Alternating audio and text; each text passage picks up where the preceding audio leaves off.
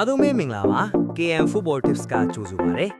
ဒီနေ့ည Old Trafford မှာအဆင့်3နေရာတဲ့အကျိတ်နဲ့လူရမယ် Man United နဲ့ Aston Villa တို့ရဲ့ပွဲကြီးပွဲကောင်းကိုအမြန်ဆုံးသုံးသပ်ပေးသွားပါမယ်နှစ်သင်းစလုံးကရမှတ်50မှတ်စီနဲ့အဆင့်3လေးနေရာမှာရှိနေပါ United ကတော့17ရက်နားထားရလို့လူအင်အားပေါ်လက်ဆက်နေပြီး Mbeumo နဲ့ Sesko မိုတိုက်စစ်ကလည်းအသင့်ဖြစ်နေပါတယ်တစ်ဖက်က Villa ကတော့ဥရောပပွဲကစားထားရလို့ပင်မနေနိုင်ပြီးအဝေးခွင်းမှာ United ရဲ့ဖိအားကိုခံရဖို့ရှိပါတယ် Michael Carrick ရဲ့ United ဟာအင်ကွင်းမှာအားကောင်းတယ်လို့အရင်ပွဲကရှုံးကြွေကိုဒီညပြန်ဆက်ပါလိမ့်မယ်။အရေးကြီးတဲ့ပွဲဖြစ်လို့ဂိုးအေရာများဖို့မရှိပဲ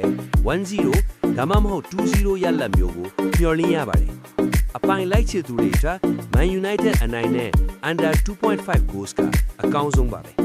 အခုလိုကြည့်ရှုပေးတဲ့အတွက်အားလုံးကိုကျေးဇူးတင်ပါတယ်